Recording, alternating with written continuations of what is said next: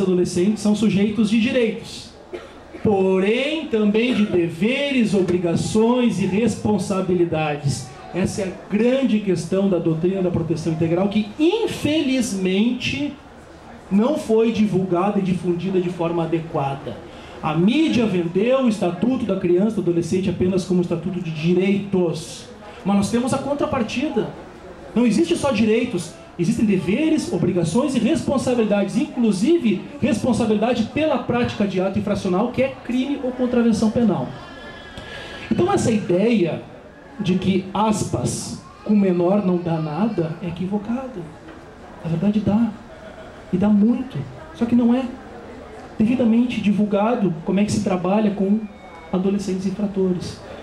O adolescente infrator, volto a frisar, ele comete crime, ele comete contravenção penal, ele só tem o nome de ato infracional. E esse ranço que existe de longa data, de que com menor não dá nada, até a terminologia menor hoje é equivocada. O conceito legal hoje do infrator é de criança e adolescente em conflito com a lei ou criança e adolescente infratora. Por que eu falo criança? Porque a criança também pode praticar ato infracional. Porém, a atribuição para apurar essa conduta é do Conselho Tutelar e não da polícia. Polícia só apura crime ou ato infracional praticado por adolescente ou praticado por adulto. Quando for criança, Conselho Tutelar.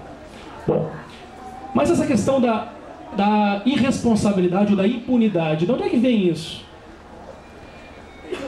Eu comecei a consultar o nosso Código Penal, que é de 1940, e teve uma ampla reforma em 1984, nossa parte geral. E o artigo 27 do Código Penal, que fala dos inimputáveis, né, ou seja, dos menores de 18 anos de idade. Você sabe qual era a redação anterior do artigo 27 do Código Penal, que durou até 1984?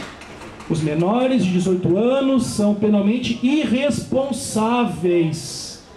O que fez o legislador de 84, a meu ver, de forma adequada? Os menores de 18 anos são penalmente inimputáveis, sujeitos às normas previstas em legislação específica. Pelo amor de Deus, irresponsabilidade é completamente diferente de inimputabilidade.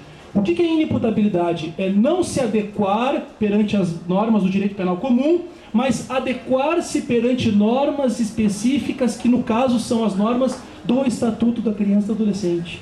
De forma alguma podemos confundir irresponsabilidade e impunidade com inimputabilidade.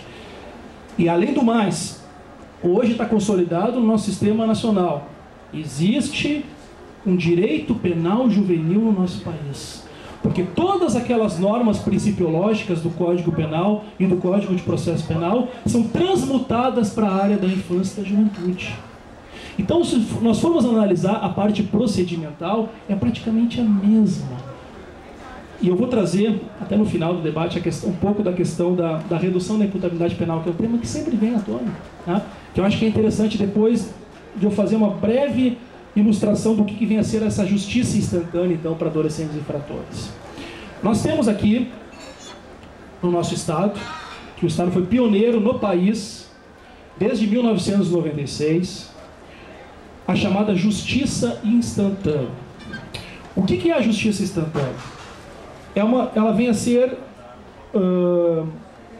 vem a coroar um princípio constante no próprio Estatuto da Criança e do Adolescente, artigo 88, inciso 5º, que prevê uma articulação operacional entre diversas instituições, principalmente no mesmo prédio, no mesmo local, para o efeito de agilizar o atendimento inicial a um adolescente em conflito com a lei.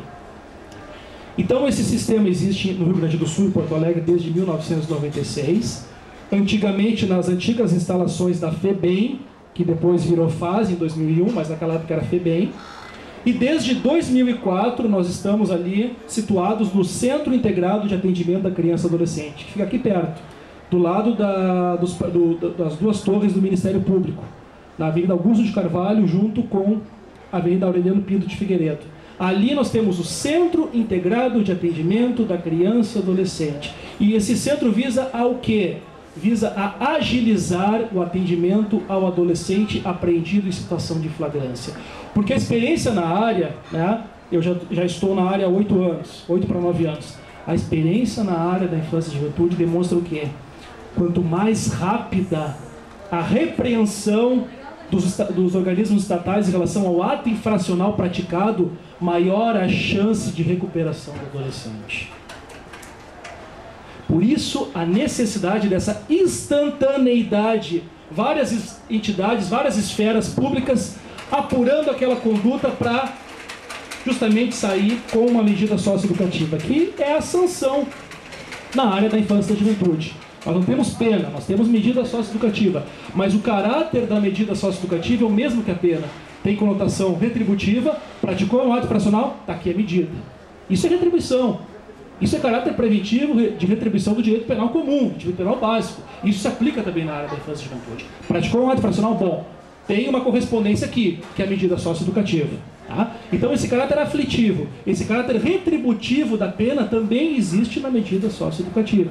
Porém, a medida socioeducativa tem uma conotação mais terapêutica e pedagógica, porque ela visa sim a recuperação, a reinserção social do jovem. Só que para isso nós nos deparamos com esses percalços no meio do caminho. Desestrutura familiar, drogadição, os bondes, que são as gangues, já ouviram falar das bondes? São as gangues virtuais dos anos 2000. Adolescentes que se reúnem pela internet, às vezes sem se conhecerem pessoalmente, e a partir dali vão praticar crimes, pichações, danos ao patrimônio público, agressões na frente escola e até homicídios. Nós temos no nosso departamento algumas investigações de homicídios praticados por representantes de um bonde contra representantes de outros bondes. O que é isso? Desestrutura familiar. Eu não falo, e não é só na classe baixa, são em todas as classes sociais. O pai e a mãe que acham que dando uma internet 24 horas por dia para um filho, acham que esse filho vai estar seguro, aí que eles se equivocam. Nós temos casos de suicídios praticados pela internet por adolescentes e os pais não sabiam, porque não se preocupavam no mínimo de vigilância em relação ao que seu filho estava fazendo, com quem o seu filho estava se comunicando, quem são os amigos do seu filho. Muitas vezes isso passa batido, né? Uma suposta segurança no lar que na verdade é a partir da internet que muitos jovens vão começar a inserir no terreno da delinquência juvenil. Vão começar a se deparar com as mazelas da sociedade, com as mazelas do mundo. Então tudo isso, todo esse contexto que permeia o ato infracional, que permeia a delinquência juvenil, é um contexto que traz as suas raízes para dentro da entidade familiar, para dentro da família. Então, a família que deveria zelar, educar, ensinar limites, regras básicas para os filhos, não faz, em muitas situações de todas as classes sociais. Passa essa demanda para a escola. A escola não tem condições de absorver a demanda. Onde é que vão parar esses adolescentes? Na área da segurança pública, no terreno da repressão. Então, nessa pesquisa que eu fiz inclusive entrevistas com mães de adolescentes infratores que são internos da FASE. A FASE, para vocês terem conhecimento, é a antiga FEBEM e é a entidade estadual que executa medidas socioeducativas em meio fechado, ou seja, aqueles atos infracionais graves, né, eles são... a execução das medidas é na FASE, não na FASC. A FASC executa medidas em meio aberto. A FASE é medida em meio fechado, é reclusão.